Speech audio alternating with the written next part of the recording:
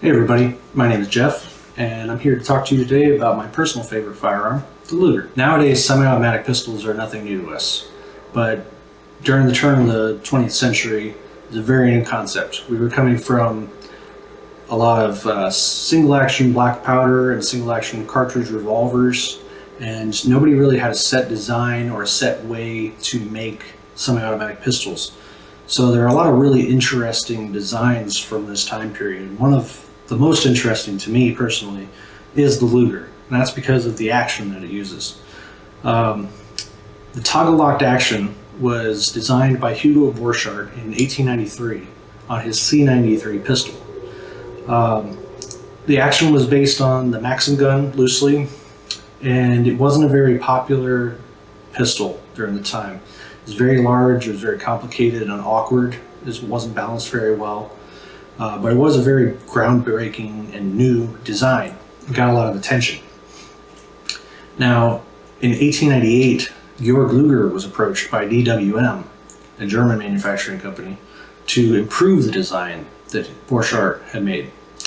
Georg Luger, of course, came out with what we know now as the Luger P08.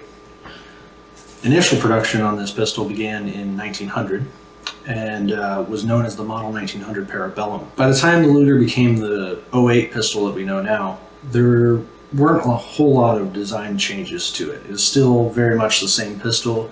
There were some changes, such as the original pistol had a grip safety and of course some markings, barrel length changed, a few things like that, but nothing major really.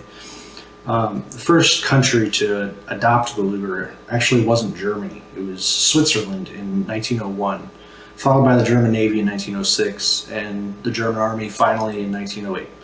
A lot of other countries, European countries and South American countries adopted the Luger, and it was pretty popular commercially as well. It was available in a couple different calibers. The common ones are, of course, 9mm Parabellum, or 9mm Luger, as it's known today, or 30 caliber Luger as well. Pistol was used all throughout World War I as Germany's made sidearm, and during the interwar period, it was also used a lot as a police pistol and had a lot of commercial sales as well. The Luger has a great service record. It's a very reliable pistol, as you can see right here. And it just was overall really a great pistol. And of course, that quality is seen by having examples here that are over 100 to just under 100 years old and still functioning, still firing, still very accurate. The Luger was technically replaced in 1938 by the Walther P08, but it never left German service. It was used all throughout World War II, and production finally ended in 1943. These pistols were, of course, very highly prized by Allies as war trophies and have just been a great collector pistol all throughout the years. It used to be pretty easy to get them for anywhere from $400 to $800. Now they're crazy, of course. But what we have here today is we have a commercial model here, which we're going to go into the differences between the commercial and the military model. We have commercial, I believe that this one is about a 1908 or 1909 manufacture by DWM, which was the main manufacturer for these pistols. And then we have a 1912 Erfurt manufactured pistol, and this is actually a World War I used pistol. It's unit marked, it's all matching, all original. As you can see, it's not in the best shape, but it is all original. And then finally we have a 1938 S42 Nazi marked pistol, which unfortunately is refinished, but it is all matching and still an original Luger for the most part. So let's take a closer look at these guys and dig into the differences in the markings, some of the parts, what makes it a commercial model versus a military model, and then take them apart, put them back together, and then we'll get out to the range, do some shooting with it. So what we have here is a commercial model and a military model. So the easiest way to tell outwardly the difference between the two is this stock lug right here. This stock lug is present on the military models generally, and we'll get to that in a moment, and not present on the commercial models. Now, of course, stock lug, as its name implies, is to mount a shoulder stock, and the Germans had made a pretty rudimentary stock for the gun. It's basically just a board with some metal fittings on it, and makes it a little bit more of a stable shooting platform. You don't see that you don't see that too often on these Army length models, but you see it sometimes on the artillery especially, and the carbine, of course. Another way to tell if you have a military model or a commercial model, which isn't very outwardly apparent at all, is the toggle hold open, which is present on the military models but not the civilian models, the commercial models. Now, for you safety peeps out there, show that we have two unloaded guns. There's no ammunition anywhere around here.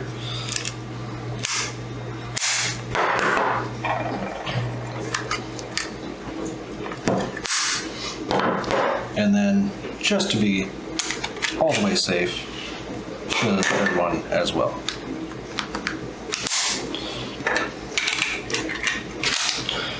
Now, the toggle hold open, again, as its name implies, holds the toggle back on an empty chamber or an empty magazine, just like a modern slide lock.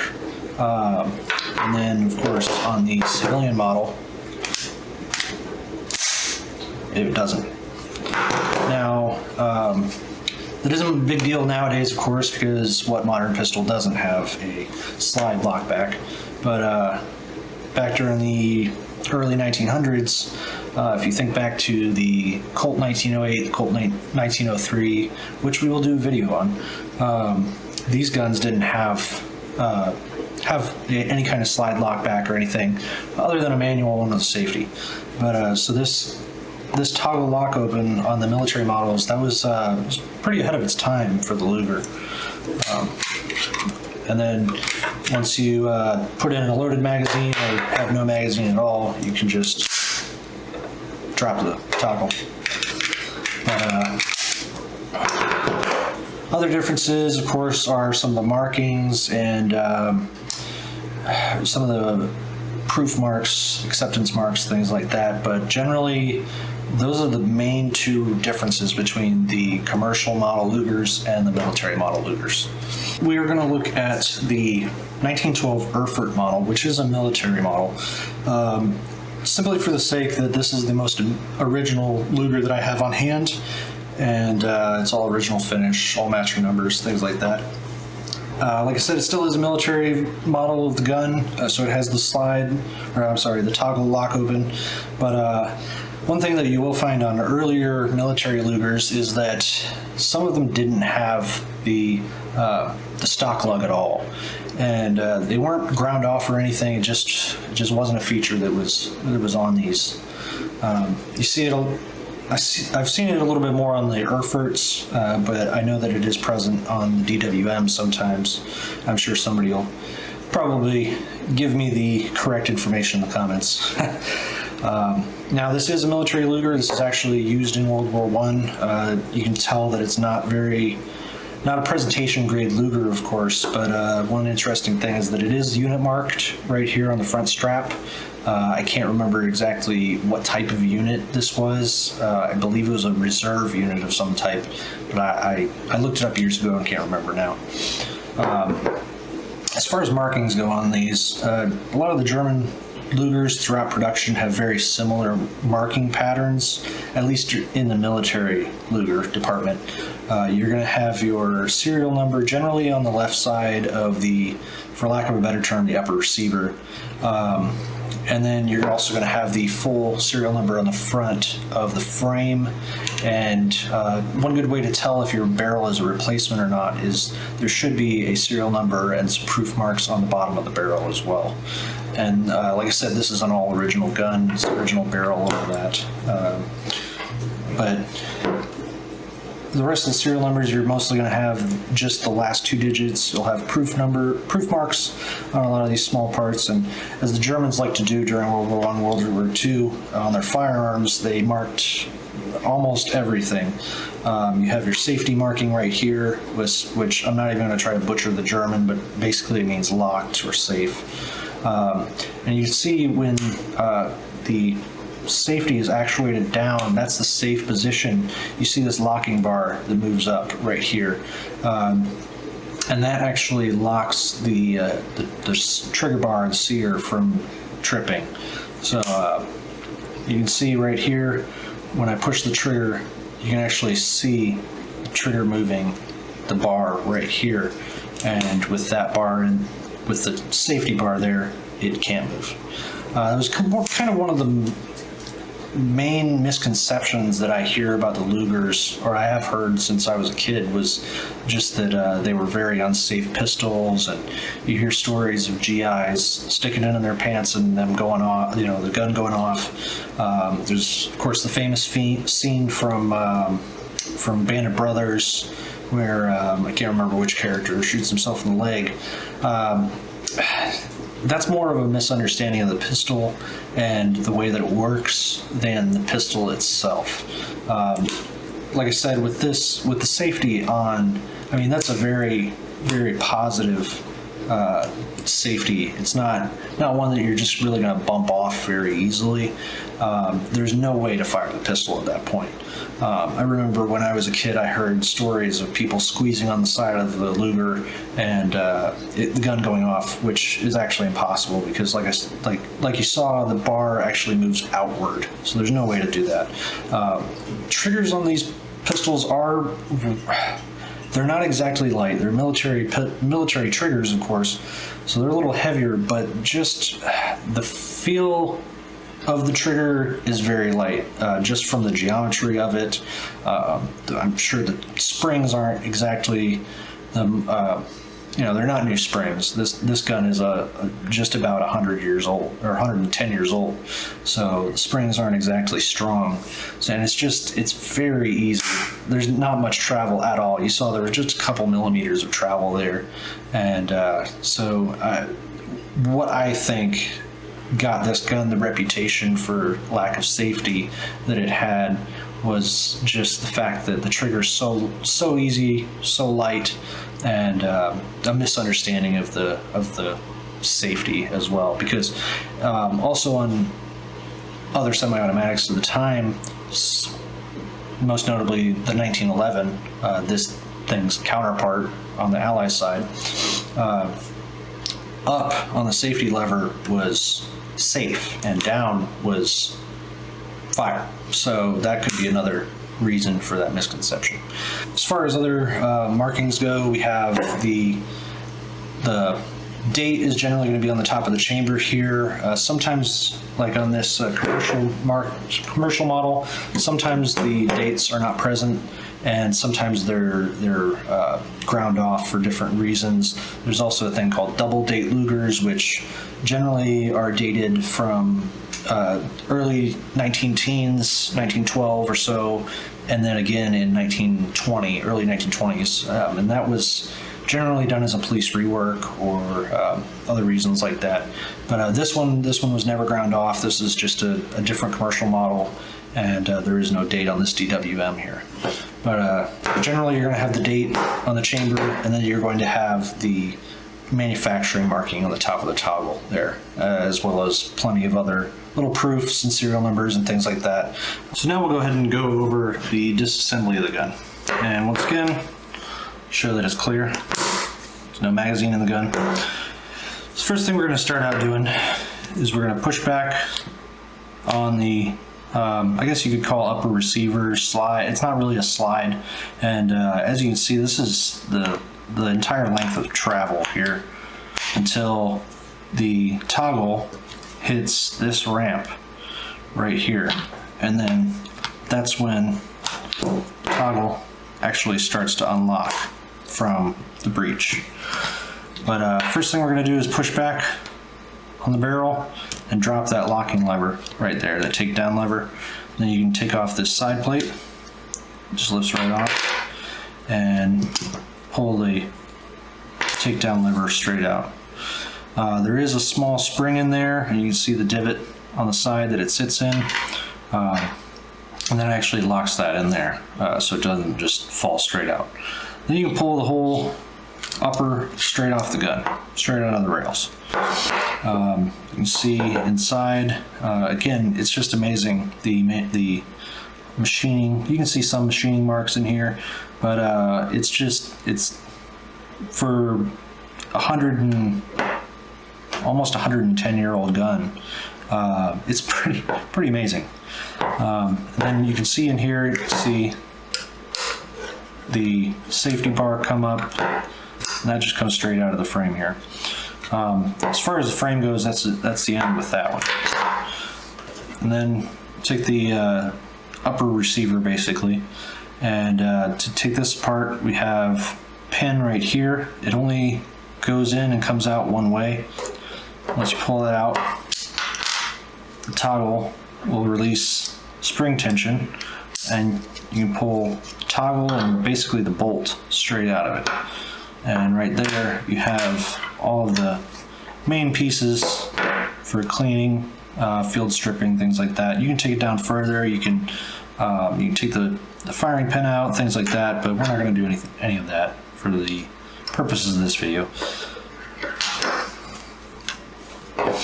And then of course, reassembly is just the opposite. We're going to, you see right here, we have some rails, and those, I don't know if you can see that, but they ride right along these tracks inside. And then just gotta push up. There is spring tension right here on the toggle. Just have to push up over that hump.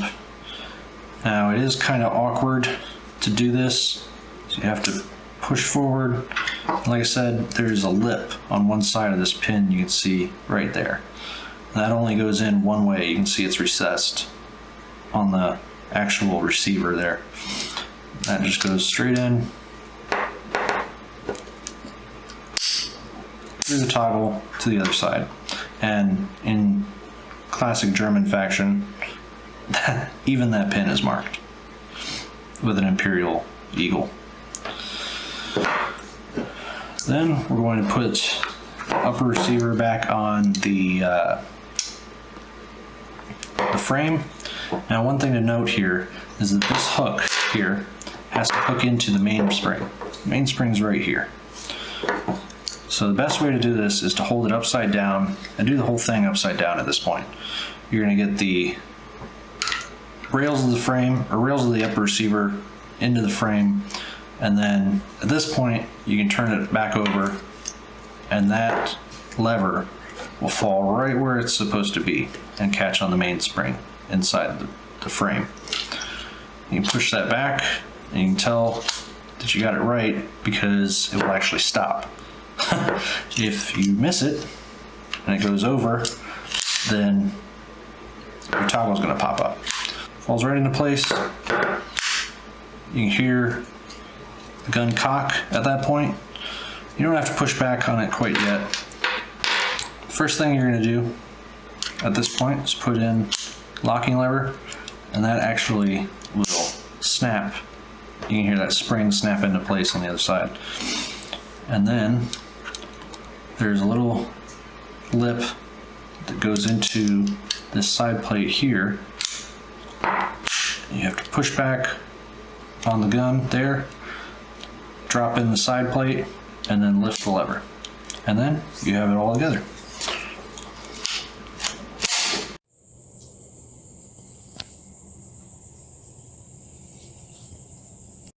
All right, so we're out here at the range with the 1938 S42 Luger, the World War II military model, and we're going to put some rounds downrange.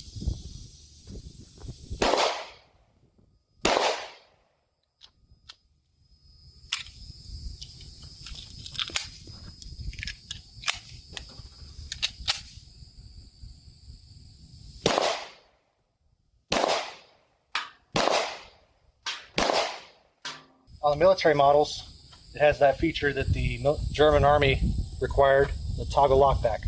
That's not present on the commercial models.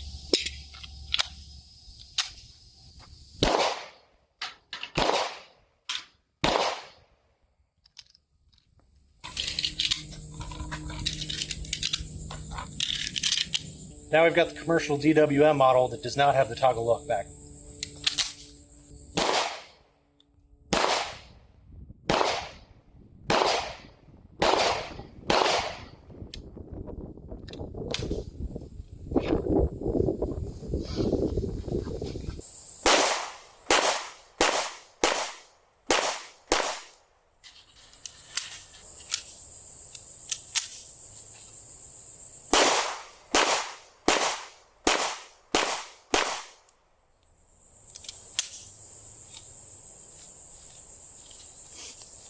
If you enjoyed this video, please consider dropping a like, putting a comment below, letting me know what you'd like to see next.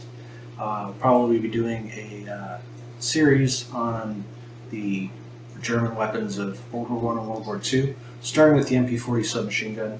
So be sure to hit the subscribe and hit the bell. And thank you for stopping by.